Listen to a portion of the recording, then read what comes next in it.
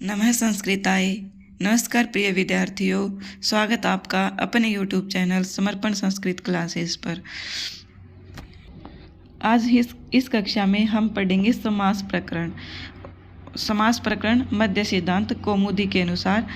जैसे कि आप सभी की डिमांड थी कि मैम मध्य सिद्धांत कौमुदी के अनुसार समास करवा दीजिए या प्रत्यय करवा दीजिए, तो आइए आज हम उसी का श्री गणेश करते हैं। तो आपसे एक रिक्वेस्ट है बच्चों कि आप इस कक्षा को या फिर इस चैनल को ज़्यादा से ज़्यादा शेयर कर दीजिए करें, ताकि यह चैनल ग्रो कर सके और लोगों को पता लग सके कि जोनी मैम नाम की भी एक टीचर है जो हमें संस्कृत विषय से संबंधित पढ़ाती है। अगर आप शेयर नहीं करोगे तो ये तो है नहीं बच्चों कि मैं लोगों के घर घर जाकर एक एक को बोलूँगी कि आप मुझे सब्सक्राइब करो, आप सब्सक्राइब करो। अगर आपको क्लास पसंद आई और मेरा पढ़ाया हुआ पसंद आए तो कृपया करके आप इस क्लास को शेयर कर दीजिए करें और लाइक भी कर दीजिए करें, और साथ में ये भी बताया करें कि मैंने कैसे पढ़ाया कैसे नहीं। आप ये भी कमेंट सेक्शन में ज़रूर ऐड करें। आइए शुरू करते हैं समास प्रकरण मध्य सिद्धांत कौमुदी अनुसारम। तो सबसे पहले है समास है पंचधा। क्या है? समास है पंचधा, अर्थात समास के कितने प्रकार हैं? 5 प्रकार। मध्य सिद्धांत कौमुदी अनुसार समास कितने माने गए? 5। लघु सिद्धांत में भी 5 ही माने गए हैं। यूजीसी नेट लेवल पर हम 5 ही समास को मानते हैं, बट एनसीईआरटी में 6 माने गए हैं शायद, वो मैं आपको देखकर बता दूंगी। बाकी हमें समास मध्य सिद्धांत कौमुदी के अनुसार ही पढ़ना है, तो हम इसी के अनुसार करेंगे। हमसे एनसीईआरटी के अनुसार नहीं पूछा जाएगा। समास है पंचधा। अब समास 5 कौन कौन से हैं वो जानते हैं। तो सबसे पहले है नंबर 1 केवल समास। केवल समास। नंबर 2 अव्ययीभाव समास।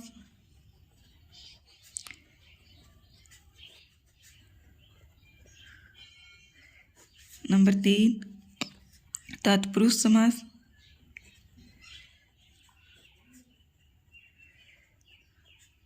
तत्पुरुष समास के भेद दिए गए हैं बच्चों। तत्पुरुष भेद है कर्मधारय। क्या है? तत्पुरुष का भेद कर्मधारय है, और कर्मधारय का भेद क्या माना गया है? द्विगु। हम इन्हें एनसीईआरटी या फिर बच्चों के लेवल पर हम इनको अलग अलग पढ़ते हैं, कर्मधारय अलग द्विगु अलग, बट इसमें क्या है? तत्पुरुष का भेद ही कर्मधारय माना गया है और कर्मधारय का एक भेद द्विगु माना गया है। उसके बाद है 4th बहुब्रीहि समास।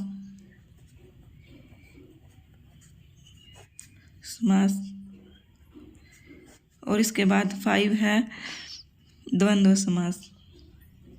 हमसे इसका क्रम भी पूछा जा सकता है बच्चों, तो आपको ये अवश्य याद रखना है कि सबसे पहले कौमुदी में केवल समास का जिक्र है, उसके बाद अव्ययीभाव, फिर तत्पुरुष, उसके बाद तत्पुरुष के भेदों का वर्णन है, और उसके बाद बहुब्रीहि और फिर द्वंद्व समास। इन सभी की हम डेफिनेशन इनके साथ साथ जब एक एक करके सोल्व करेंगे तब जान लेंगे बच्चों कि इनके कौन से सूत्र है और वो इनकी परिभाषाएं क्या दी है। बट सबसे पहले अब करते हैं शुरू समास के बारे में थोड़ी सामान्य जानकारी कि समास शब्द कैसे बना, समास की परिभाषा क्या है। तो आइए शुरू करते हैं। सबसे पहले है समसनम समास है। समास की परिभाषा क्या है? समसनम समास है। समसनम का अर्थ होता है बच्चों संक्षेप। हम किसी भी शब्द को समास में संक्षेप ही करते हैं, जैसे विद्यायाः आलय, तो हम अब उसको क्या करते हैं? विद्यालय है, तो अब उसका छोटा रूप हो गया, तो इसको बोलते हैं समास। संक्षेप करना ही समास होता है। समास शब्द सम उपसर्ग पूर्वक, सम उपसर्ग प्लस अशेषणे धातु, अशेषणे धातु प्लस घ प्रत्यय। घ प्रत्यय करने से सिद्ध होता है। क्या होता है? समास शब्द की ये वो है बच्चों व्याकरण कि किस प्रकार समास शब्द बना है, क्या क्या समास शब्द में लगते हैं। तो इसमें क्या है, सम उपसर्ग पूर्वक अशेषणे धातु घ प्रत्यय। यहाँ जो घ प्रत्यय है बच्चों, ये अस को क्या कर देता है, अस के उसको ए को दीर्घ कर देता है। तो यहाँ क्या आ जाएगा, सम प्लस अस घ प्रत्यय करने से आस,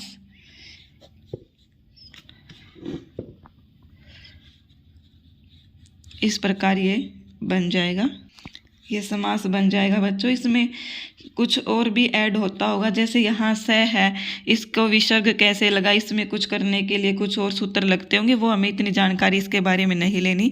हमसे पूछा जा सकता है तो सिर्फ ये पूछा जा सकता है कि सम, इसमें उपसर्ग कौन सा है, तो सम है, और धातु कौन सी है, तो अस धातु और घ प्रत्यय करके समास शब्द की सिद्धि होती है। इसके बाद है सबसे पहला समास है केवल समास। केवल समास पढ़ेंगे अब हम। केवल समास, केवल समास की डेफिनेशन है, स च विशेष संज्ञा विनिर्मुक्त है, विशेष संज्ञा विनिर्मुक्त है, केवल समास है।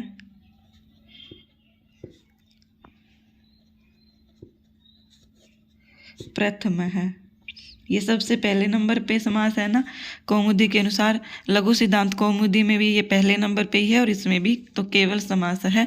स च, स अर्थात वह केवल समास, विशेष संज्ञा विनिर्मुक्त, विनिर्मुक्त होता है छुटकारा उससे, अर्थात अलग या फिर रहित, इसका रहित मीनिंग सही होगा, रहित कि विशेष संज्ञा, विशेष संज्ञा से रहित केवल समास होता है। अर्थात इसमें किसी संज्ञा, संज्ञा क्या होता है, किसी का नाम, व्यक्ति या वस्तु का किसी का नाम जो बताया गया हो, तो यह जो विशेष संज्ञा से विनिर्मुक्त अर्थात रहित है, न कि विशेष संज्ञा से युक्त है, यह है विशेष संज्ञा से रहित केवल समास प्रथम अर्थात पहले नंबर पर कहा गया है। इसके बाद कौमुदी में सूत्र दिया गया है, तो सूत्र जानते हैं। सबसे पहले कौन सा सूत्र है, समर्थ है पद विधि, पद विधि,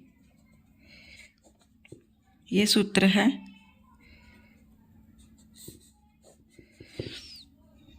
इस सूत्र का अर्थ है कि पद से संबंधित जो विधि होगी, पद संबंधी यो विधि अर्थात पद संबंधी जो विधि है, विधि हो, वह समर्थ पदों की होती है। इसका अर्थ क्या हुआ बच्चों, इसका अर्थ ये हो गया कि जैसे ये एक विधि सूत्र माना गया, यह हमें यह बोध कराता है कि जैसे कोई सार्थक शब्द या पद होगा, उसी की समर्थ पदों की यह जो विधि होती है यह होगी, अर्थात कोई भी निरर्थक पद की विधि यह नहीं होगी, समर्थ पदों की ही होगी। इसके बाद एक सूत्र हो रहा है प्राक कडारात समास है, प्राक कडारात समास, प्राक कडारात समास अर्थात यह एक अधिकार सूत्र माना गया बच्चों। यह क्या है, अधिकार सूत्र। अगर हमसे पूछ लिया जाए कि अधिकार सूत्र कौन सा है, तो प्राक कडारात समास। अधिकार सूत्र का मतलब होता है कि जहाँ तक समास चलेंगे वहाँ ये सूत्र होगा, यह अधिकार सूत्र, अर्थात इससे समास का अधिकार हो जाएगा। कडारा ये एक कर्मधारय समास का एक सूत्र है बच्चों, कर्मधारय समास का। उससे पहले पहले जहाँ भी, जैसे उससे पहले तत्पुरुष समास हो गया या उससे पहले अव्ययीभाव समास हो गया, केवल समास हो गया, वहाँ तक यह क्या करेगा, यह अपना अधिकार जमाएगा, इसका अधिकार रहेगा सभी समास में। कडारा इस सूत्र के बाद इसका कर्मधारय का अधिकार हो जाएगा। कडारा कर्मधारय, कडारा कर्मधारय से पहले किसका अधिकार होगा, प्राक कडारात समास है, इस सूत्र का अधिकार होगा। इसके बाद है सहसूपा। क्या है, सहसूपा। यह सूत्र किसका है बच्चों, समास का सूत्र है, यह समास का सूत्र। जैसे जैसे और समासों का, जैसे अव्ययीभाव समास का अव्ययीभावे चा काले अव्ययीभावश्च ऐसे सूत्र होते हैं, या तत्पुरुष समास का जिसमें उत्तर पद प्रधान होता है या कुछ उसके बारे में दिया होता है। इस प्रकार समास का यह एक सूत्र है सहसुपा। यह क्या कहता है कि सुबंत का सुबंत के साथ समास होगा, सुबंत का सुबंत के साथ समास होगा, अन्यथा नहीं होगा। अब ये क्या है सुबंत? सुबंत होता है बच्चों, सुबंत होता है जो समर्थ पद हो, समर्थ पद अर्थात जो पद का अर्थ होगा, मतलब कोई शब्द, जैसे राम है शब्द है, राम है, ये क्या हो गया? ये समर्थ पद हो गया, क्योंकि समर्थ पद वही माना जाएगा जो किसी भी बिना विभक्ति के प्रयोग नहीं होता, विभक्ति के साथ ही प्रयोग होता है, उसको हम समर्थ पद बोलते हैं। और सुबंत उनको बोलते हैं जिनके अंत में सु औजस, ये सूत्र आपने सुना ही होगा, सु औजस, सुप प्रत्यय आपने सुने होंगे, सु औजस अम औट सस, ये जो पूरे प्रत्यय होते हैं, टोटल 21 प्रत्यय होते हैं ये। और इन 21 प्रत्यय के ये जो 21 प्रत्यय जिन सूत्रों के जिन पदों के लास्ट में जुड़ जाते हैं उनको क्या बोलते हैं? सुबंत। एक बार फिर से सुनिए, ये सु औ जस अम औट सस, जैसे जिस प्रकार राम है रामऊ रामा, जैसे राम है रामऊ रामा, इसमें क्या जुड़ेगा? राम में सु, रामऊ में औ और रामहा में क्या जुड़ जाएगा? जस। ये जो प्रत्यय जिसमें जुड़ेंगे, इस प्रकार ये जैसे जितनी विभक्ति होगी, जितनी 7 विभक्ति है, 7 में टोटल 21 वर्ड हो जाएंगे, 1 2 3 इस प्रकार 7 में टोटल 21 हो जाएंगे ये। इसी प्रकार सु औ जस अम औट सस टा ब्याम 20 गे ब्याम भैंस घसी ब्याम बस गस ओस आम गी ओ सुप, ये टोटल 21 प्रत्यय होते हैं जो इनको किसी भी शब्द के साथ जुड़ करके इनका क्या कर देते हैं? सुबंत अर्थात समर्थ पद बना देते हैं। और यह जो समास का सूत्र है बच्चों, यह सहसुपा यही कहता है कि जो समर्थ पद होगा उन्हीं का समर्थ पद के साथ ही समास होगा। एक एग्जाम्पल लेते हैं, फिर समझ में आएगा। जैसे एग्जाम्पल है विद्यालय है, विद्यालय है। अब क्या है इसका विच्छेद क्या हो जाएगा? समास विग्रह क्या हो जाएगा? विद्यायाः आलयः है, विद्यायाः अर्थात विद्या का, आलय घर। अब आप मुझे ये बताइए कि अगर ये विद्या का घर नहीं होता, ये अगर समर्थ पद नहीं होता या ये समर्थ पद नहीं होता, तो इनका दोनों का मीनिंग कैसे होता? अब जैसे हम ये मान ले विद्यालय का विग्रह कर दे विद्यायाः, अब जैसे यहाँ तो विद्यालय समस्त पद बन गया, ये इसको समस्त पद बोलते हैं जहाँ पर विभक्ति का लोप हो जाता है। ये विभक्ति है बच्चों, यहाँ पर विभक्ति का लोप इसमें कर दिया गया और ये समस्त पद बन गया है। तो समस्त पद अगर विद्यालय है तो हम इसको ऐसे भी तो विग्रह कर सकते हैं, विद्या प्लस लय। अब लय का कोई मीनिंग होता है क्या बच्चों? ये मीनिंगलेस होता है। क्या होता है ये? Meaning less. इसका कोई मीनिंग नहीं होता, ये अर्थहीन है, क्योंकि लय का कोई अर्थ नहीं है। और आलय क्या क्या है? आलय का अर्थ है घर। क्या है? आलय घर है। तो इसका इस जो सहसुपा इस सूत्र का कहने का अभिप्राय यही है कि जो सुबंत का सुबंत के साथ अर्थात जो समर्थ पद होगा उसका समर्थ पद के साथ ही समास होगा, अन्यथा नहीं होगा। आई होप बच्चों आप समझ गए होंगे कि समर्थ पद का समर्थ पद के अर्थात जो सार्थक होगा, जो सार्थक शब्द होगा उसी का सार्थक शब्द के साथ ही समास होगा, अन्यथा नहीं होगा। अगर ये शब्द हम इस प्रकार ले ले तो इसका कोई भी अर्थ नहीं होता लय का, तो यह इसका समास नहीं होगा। इसलिए हमें यहाँ विद्यालय है, विद्या का आलय अर्थात विद्या का घर, तो यहाँ पर षष्ठी विभक्ति का प्रयोग हो गया और विद्यायाः आलयः बन गया है। इस प्रकार करना है। इसके बाद इसमें कौमुदी बुक में यह 5 वृत्तियों का जिक्र किया गया है, उनको जानते हैं कौन कौन सी है 5 वृत्तियाँ। ये हमसे पेपर में पूछ ली जाती है कि 5 वृत्तियाँ कौन कौन सी है, या फिर ऑप्शन में 4 वृत्तियाँ दे दी जाएंगी, 3 वृत्तियाँ दे दी जाएंगी और एक अलग से कुछ दे दिया जाएगा और पूछ लिया जाएगा कि इनमें से कौन सी वृत्ति नहीं है। तो आइए हम जानते हैं कौन कौन सी होती है। नंबर 1 कृत, नंबर 2 तद्धित। नंबर 3 समास।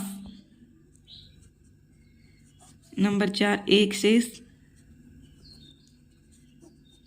नंबर 5 सनाद्यंत। सनाद्यंत धातु रूपः। ये क्या है? टोटल 5 वृत्तियां हैं। कृत, तद्धित, समास, एक शेष, सनाद्यंत, धातु रूपा। इसमें हमें इनकी एक्सप्लेनेशन या कुछ भी नहीं पढ़ना, बस कौमुदी में इनकी वृत्तियों के नाम का जिक्र किया गया है, वो हमें याद रखना है। ओनली कृत, तद्धित, समास, एक शेष और सनाद्यंत, ये टोटल 5 वृत्तियां हैं। इसके बाद हम जानते हैं इसका केवल समास का उदाहरण। केवल समास के उदाहरण। केवल समास का सिर्फ और सिर्फ बच्चों इसमें 2 ही उदाहरण दिए गए हैं, वो हमें याद रखने हैं और उन दोनों को ही देकर हमसे यह पूछा जा सकता है कि इसमें कौन सा समास है। तो वो 2 उदाहरण हम जानते हैं। तो सबसे पहले है भूतपूर्व है। क्या है? भूतपूर्व है। इसका बच्चों जो विग्रह होता है वह 2 प्रकार का होता है। विग्रह कितने प्रकार का होता है? अगर हमसे पूछ लिया जाए विग्रह कतिविध है, विग्रह कतिविध है, तो कितने प्रकार का होता है विग्रह? 2 प्रकार का। एक लौकिक विग्रह और दूसरा अलौकिक विग्रह।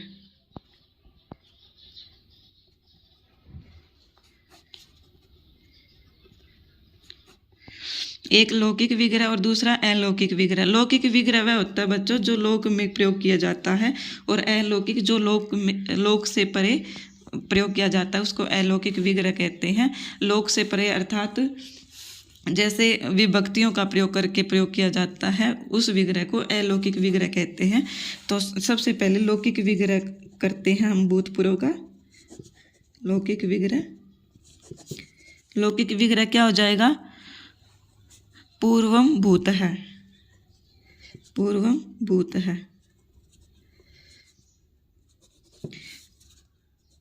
ये हो गया लौकिक विग्रह। इसके बाद है अलौकिक विग्रह।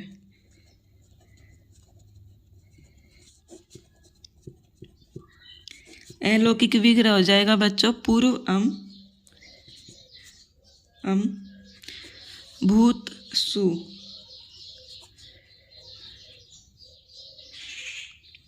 ये देखो बच्चों, अब ये विग्रह किस प्रकार होगा हम ये समझते हैं। जैसे अभी हमने जाना कि टोटल 21 प्रत्यय होते हैं। 21 प्रत्यय। उन 21 प्रत्ययों का प्रयोग करके ही हम ये विग्रह कर सकते हैं। अगर हमें ये प्रत्यय नहीं आते 21 तो हम इसका विग्रह नहीं कर पाएंगे। तो इसमें और ये विग्रह हम बच्चों तभी कर पाएंगे जब हमें इनका पता हो कि इनमें कौन सी विभक्ति का प्रयोग किया गया है। तो ये जैसे पूर्वम भूत है, ये विग्रह पूर्वम, तो यहाँ किसकी साउंड आ रही है? वैसे अम की। और वैसे भी राम है, रामऊ, रामा, रामम, रामम, ये हो जाएगा द्वितीय का एक वचन, द्वितीय विभक्ति का एक वचन। तो इसी प्रकार पूर्वम भी क्या हो जाएगा? द्वितीय का एक वचन पूर्वम। और पूर्वम अगर एक वचन है तो प्रत्यय के अनुसार सु औ जस, ये तो प्रथमा का बहुवचन तक सु औ जस हो गया। इसके बाद द्वितीय का एक वचन में क्या आ जाएगा? अम आ जाएगा। उसके पास बाद भूत है, ये देखो ये भूत है, राम है, राम है, ये क्या है? प्रथमा का एक वचन। तो इसी प्रकार ये क्या हो जाएगा? भूत है, ये देखो भूत है, इसमें ये विसर्ग लगी हुई है तो ये मतलब प्रथमा का एक वचन है, तो यहाँ भी क्या हो जाएगा? भूत शु। तो ये क्या हो जाएगा? ये इसका लौकिक विग्रह हो जाएगा। आई होप बच्चों आपको ये क्लास समझ में आई होगी। अव्ययी भाव समास हम कल की कक्षा में पढ़ेंगे। और आपसे हाथ जोड़कर विनती है कि आप इस कक्षा को शेयर कर दीजिए, और अगर कक्षा पसंद आई हो तो लाइक भी करिएगा और कमेंट भी कर दीजिएगा। धन्यवाद।